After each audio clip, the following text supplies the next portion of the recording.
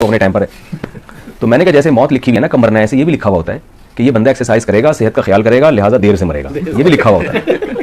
اور یہ بندہ کسی چیز کا خیال نہیں کرے گا، لہٰذا یہ اس کو جلدی اٹھا لیا جائے گا. تو یہ سب چیزیں لکھی ہوئی ہیں، تو ہمیں نہیں پتا کیا لکھا ہوا ہے، لہٰذا ہم نے کرنا وہی ہے جو جس کا شریعت نے حکم دیا اور جو ہماری عقل کہتی ہے.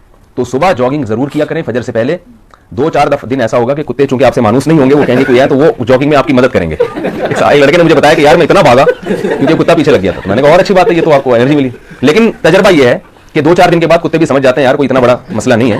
کتوں کی اپنی ایجنسیاں ہوتی ہیں، دیکھتے ہیں بندہ کہاں سے آیا تو دیکھتے ہیں یار یہ تو روز ہی بھاگ رہا ہے، تو کوئی مسئلہ نہیں ہے، یہ جاگنگ کر رہا ہے. پہلے دن کتے حیران ہوتے ہیں یہ ہو کیا رہا ہے، تو کاٹیں گے نہیں انشاءاللہ. ٹھیک ہے. تو اور جن کی عمر زیادہ ہے وہ جاگنگ نہیں کر سکتے تو وہ پھر واکنگ کریں. تو یہ بہت ہی مفید ہے. اس عمل کے بعد اگر آپ سے بدپرہیزی بھی ہو گئی نا تو اتنا نقصان نہیں ہوگا. سمجھ رہے کہ نہیں سمجھ رہے؟ اور اگر فجر سے پہلے نہیں ہو سکتی تو پھر فجر کے بعد کر لیں، اور اگر یہ بھی نہیں ہو سکتا تو عصر کے بعد کر لیں، مغرب کے بعد کر لیں. نہ کرنے سے بہرحال بہتر ہے کہ کر لیا جائے. تو یہ خوراکوں سے اتنا معاملہ کنٹرول نہیں ہوتا. ہمارے کبھی استاد ہیں جامعۃ الرشید کے، بنگلہ دیش کے ہیں، وہ مچھلی ہی کھاتے ہیں. آپ کو پتا ہے مچھلی کھانے والوں کو ہارٹ اٹیک نہیں ہوتا، لیکن ان کو ہارٹ اٹیک ہو گیا. بڑا خطرناک اٹیک ہوا ان کو، حالانکہ وہ تو فش کے علاوہ کوئی چیز کھاتے نہیں ہیں. کیوں اٹیک ہوا؟ اس لیے کہ ایکسرسائز نہیں ہے. سمجھ رہے ہیں بات کو؟ باقی ایکسرسائز کے بعد بھی کسی کو اٹیک ہو رہا ہے تو بھائی اللہ سے تو کوئی نہیں لڑ سکتا نا، ہم تو اسباب کے مکلف ہیں. وہ ہمارے ایک دوست تھے بہاری، وہ بہاریوں کے بارے میں کہا جاتا ہے نا، کوئی بہاری بھی بیان سن رہے ہوں گے ناراض نہ ہو، کہ جو نہ کٹے آری سے وہ کٹے بہاری سے. تو باتیں بہت کرتے تھے بڑی زبردست. تو وہ کہنے لگے کہ بھائی جب انسان کی تقدیر یعنی جب انسان پر کوئی آفت آتی ہے نا تو اونٹ پہ بیٹھے ہوئے آدمی کو بھی کتا کاٹ لیتا ہے.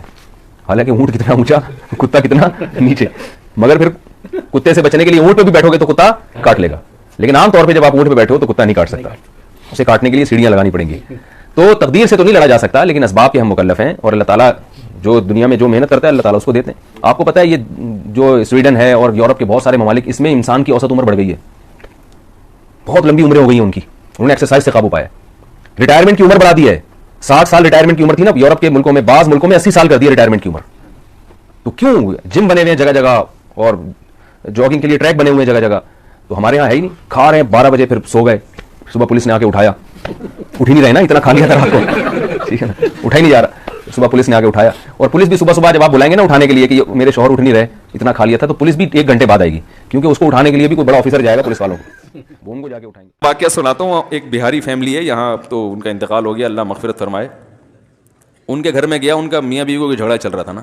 یہ میں نے کئی دفعہ واقعہ سنا ہے، بات آ گئی ہے اردو کی فضیلت پر تو سنا دیتا ہوں. تو وہ نا لڑنے لگے نا میرے سامنے. تو وہ شوہر، وہ پرانے انڈیا کے ہندوستانی، جو اصل اردو ان کی، بہاری تو ہیں لیکن بہرحال اصل تو وہیں سے اردو بچپن سے ان کے گھر میں بولی جا رہی ہے بہت پہلے سے. تو بیگم کو میرے سامنے کہہ رہے ہیں آپ خاموش ہو جائیے، ڈانٹ. ہم آپ سے کہہ رہے ہیں کہ آپ خاموش ہو جائیے. پھر وہ درمیان میں بول پڑتی ہم نے کہا نا کہ آپ خاموش ہو جائیے. میں نے کہا یار کیا اسٹائل ہے یار. انگلش میں شٹ اپ، انگلش میں یہ بولے گا نا او یو شٹ اپ، اور پھر 1-2 شٹ مٹ بھی لگا دے گا، اللہ معاف فرمائے. تو میں نے مجھے دل چاہ رہا تھا یہ لڑیں. میں نے کہا ایسے تمیز سے لڑ رہے ہیں یار، مزہ آ رہا ہے. او آپ خاموش، بیگم ہم کہہ رہے ہیں کہ آپ خاموش ہو جائیے. یہ اردو تھی ہمارے گھروں میں پہلے، اسکولوں نے بیڑا غرق کر دیا ہے. القاب کیسے ہوتے تھے، اب تو وہ القاب ہی عجیب سے ہو گئے. نور چشمی لوگ کر رہے ہیں، تو یہ چشمہ کہاں سے آ گیا اس میں یار. بیٹی کو خط لکھنے کا الگ طریقہ تھا. بہشتی زیور ہے نا پرانی والی، آپ اس میں دیکھیں بیٹی کو کیسے خط لکھا جاتا ہے اور بیٹے کو کیسے خط لکھا جاتا ہے. باپ کو کیسے القابات لگائے جاتے ہیں. باپ سے بات کرنے کا طریقہ کچھ اور ہے، بیٹی سے بات کرنے کا طریقہ کچھ اور ہے. بہن سے بات کرنے کا طریقہ، بہن کے لیے لفظ بہن ہے، لیکن جب آپ خط لکھیں گے یا کسی سے تعارف کروائیں گے ہمشیرہ صاحبہ، بیوی ایک سادہ سا لفظ ہے. لیکن جب اپنی بیگم کو عزت دیں گے، اہلیہ میری اہلیہ ہے، یہ انگلش میں وائف. ہر جگہ کیا چل رہا ہے، بہن الگ ہے، ہمشیرہ کا معنی اس میں آپ نے عزت کا تڑکا لگا دیا. سمجھ رہے ہیں نا. اور بیوی کا بھائی ہے سالہ، کیوں ہے وہ کم بخت سالہ، جو جیسا ہونا چاہیے ویسے ہی نام رکھا نا. لیکن اگر آپ عزت دینا چاہتے ہیں اس کو، برادر نسبتی، کتنا اچھا نام ہے. ہم زلف، یہ سانڈو مانڈو جو الفاظ ہیں نا یہ اردو کے نہیں ہیں، یہ خالصتاً جو سنسکرت زبان ہے یا اس ٹائپ کی کچھ اور زبانیں تو وہاں سے آئیں، یہ اصل اردو نہیں ہے. یہ وہ ساڑو پتہ نہیں، ایک سامنے میرے سانڈو ہیں، میں نے کہا یہ کیا ہوتا ہے یار سانڈو، ابھی تک نہیں مجھے پتا، وہ تھے کچھ عجیب سے.